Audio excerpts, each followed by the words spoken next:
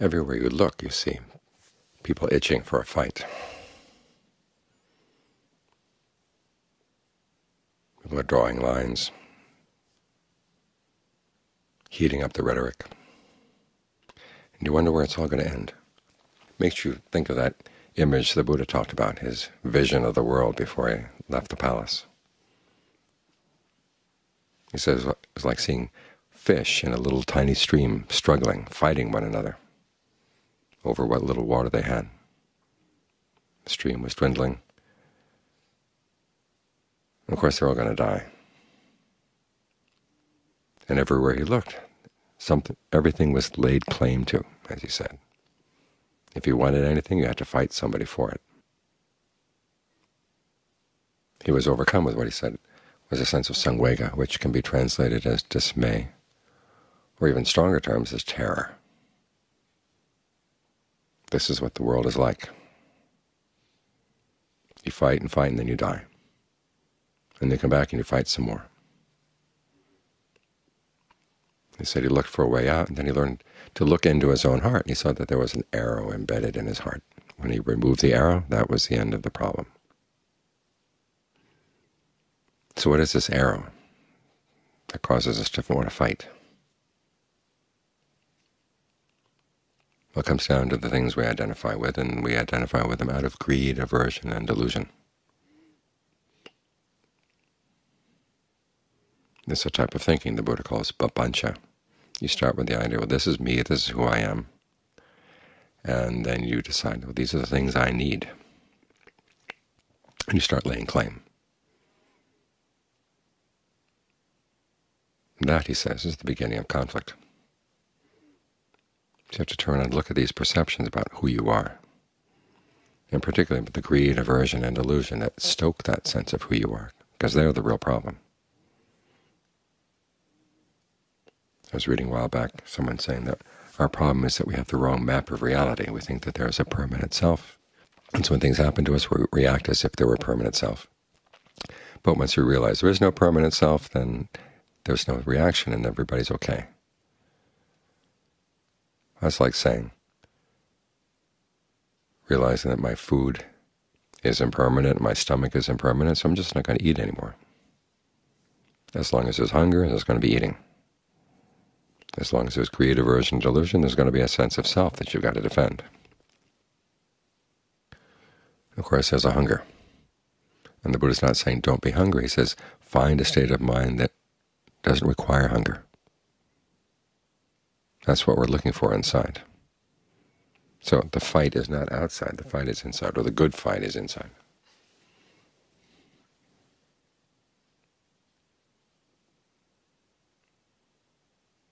Trying to figure out why you are overcome by greed or aversion or delusion, and what you can do to fight it off. And the first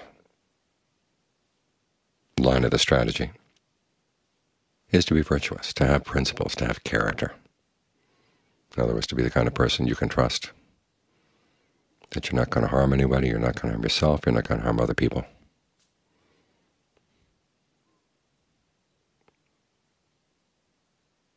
Because this gives you a sense of the importance of your actions. And when you have that principle of harmlessness, then you turn it inside. Say, how can I be truly harmful? Because as you go through the world, you notice, even observing the precepts,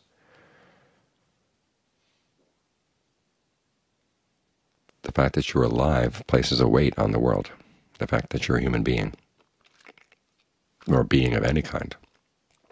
You need food, you need clothing, you need shelter, you need medicine. As human beings, we need to gather these things. But is there a potential in the mind where we don't need these things? So even if you eat a vegetarian diet and try to be as gentle as possible on the earth, it's still a burden that you place on others. The highest happiness, the best happiness, would be one where there's no burden on anybody. So taking the precepts sensitizes you to the fact that you've got to do better than just the precepts. This is why we come to meditation, to figure out what it is in the mind that makes us want to lay claim to things that then we have to fight over. So the first line of business is to get the mind in a state where it sees what's going on, and it has a sense of being nourished as it looks at things, examines things. It's like being a scientist. You want to understand monkeys, so you get a huge supply of bananas to feed the monkeys. But then if the scientists are hungry, not all the bananas are going to get to the monkeys. So you've got to feed the scientists well. So the mind has to be fed. This is why we try to create a sense of well-being through the concentration. We're taming our hunger, sensitizing ourselves to a higher aspiration than just to go around feeding off things outside. You can feed the mind with pleasure, you can feed the mind with rapture. It's simply sitting here breathing, you can get a sense of fullness or well-being. If you're very attentive to how the breathing works, you can figure out a way to breathe that feels really solid and nourishing. And you realize you've got a sense of well-being you can tap into at any time. And so a lot of the hunger to take more than you really need from the earth, or more than you really need from the people around you, that gets assuaged. It weakens. It's milder. It's still there, but it's not as strong as it once was.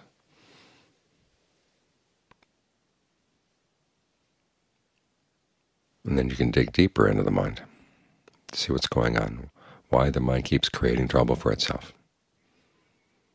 Then you realize part of it you'll learn from dealing with the distractions to your concentration. You begin to see this is how the mind creates a thought, this is how it creates an identity, this is how it creates a world of becoming, as they say. In other words, that desire arises in the mind, and then you create a world around that desire. The world is made up of the things that will help you gain what you want, but you also find that parts of those world have things that get in the way of what you want. As for things that are irrelevant to the desire, those fall into the background of that particular world. But if a different desire comes up, you might create another world, and then the things that were in the background of the previous world now suddenly come to the foreground, depending on the new desire. And you can see this as it happens, as you meditate. You're sitting here, and all of a sudden you find yourself someplace else. But you come back, and then you're someplace else again. You've got to learn how to see those steps. How do you go to that other place? The mind likes to hide these steps from itself. Like people put on a play. Between the scenes, they have the curtain go down, so that the people on the stage can, or the stagehands can move the scenery around. If the audience watched the scenery being moved around, it would destroy part of the illusion. So the curtain goes down, they change the scenery, then the curtain comes up, and you're in a new place. What is this act of the mind that drops the curtain? It's almost like it's in collusion with itself to deceive itself. Can you see through those steps? And you'll find as you make up your mind that you're going to avoid any distraction from the meditation, you get more and more sensitive to the steps. So this is how the mind creates this new world. And if you see that it's going to be an unskillful world, you can nip it in the bud. That skill is useful in all kinds of areas of life. When you're sick, you find the mind dwelling on things that make you miserable. Well, you can say, I don't need to go with those thoughts. No matter how true they may be, they're not useful right now, they're not beneficial. This is not the time and place for them. Then you have a better place to go. You can work on figuring out which parts of the body can be made comfortable, so you can gain some nourishment there. And then watch out for the mind's tendency to go off and think in ways that are going to be harmful.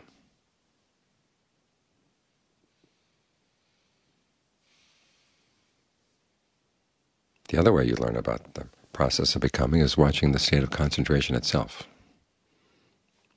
You can do this in two ways. One, in just being in a state of concentration, then pulling back a little bit from it, noticing what's going on. How do I keep this concentration going? You want to do this only after you've well settled in the concentration. and it becomes easy for you to stay. If you do it too early, you tend to destroy it before it's gotten there solidly enough. But it is possible, once the mind really is well implanted in its object, that it can pull back a little bit and then notice what's going on here. How does the mind create this world? Because when you're creating the world, it's not just the world. There's also a sense of identity. There's who you are in that world related to that particular desire.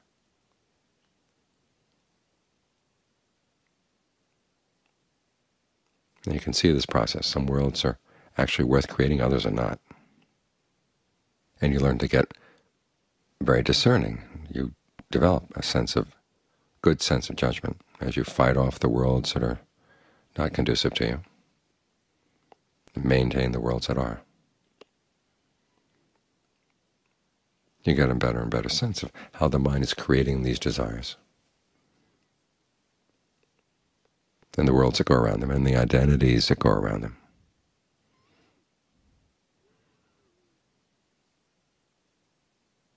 And you begin to realize even these states of concentration are fabricated. It's one of the reasons you don't want to do this kind of analysis too early, because early on in the process they are obviously fabricated. But as you get more and more used to them, they become more and more just part of the way the mind is.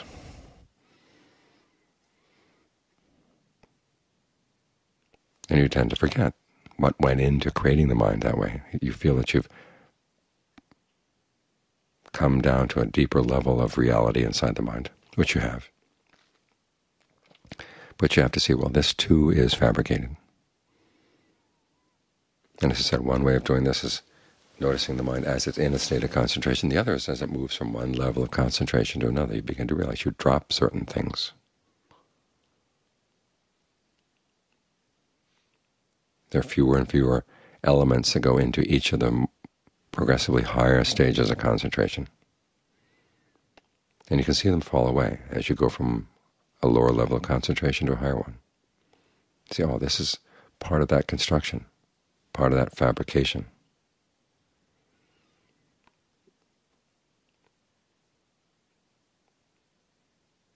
And when you begin to see that this too is not as solid and as reliable as you thought it was, that's when you look for something even better. And it's in looking for the something better that you find that there is a state in the mind that does not need to be fed. It's a dimension.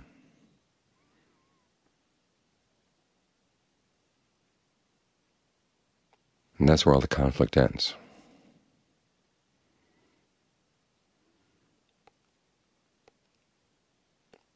So we realize that the good fight is not outside, the good fight is inside, overcoming the hungers you have, the greed, the aversion, and the delusion that create the identities and the worlds in which you have to struggle with others or struggle with yourself. So at the very least, even though other people may be fighting, you don't have to fight with them. And you've also got something that they can't touch. In other words, their fight cannot destroy. One of our problems of living in this world is if some idiot decides to declare war, we're all suddenly get implicated. We're all put into danger, as long as we're identifying with things that other people can touch, other people can harm. So the only real safety lies in finding something inside that nobody else can touch.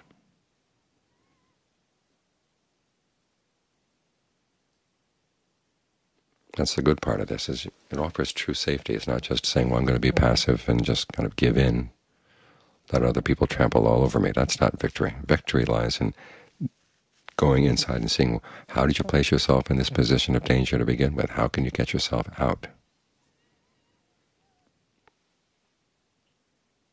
And you realize you got in there because of your own greed, aversion, and delusion. Those are the things you've got to fight. But you fight using skill. And basically what you do is you convert the mind into a mind that doesn't want the greed, aversion, and delusion anymore. It's got a higher hunger, and you've got something to satisfy that hunger.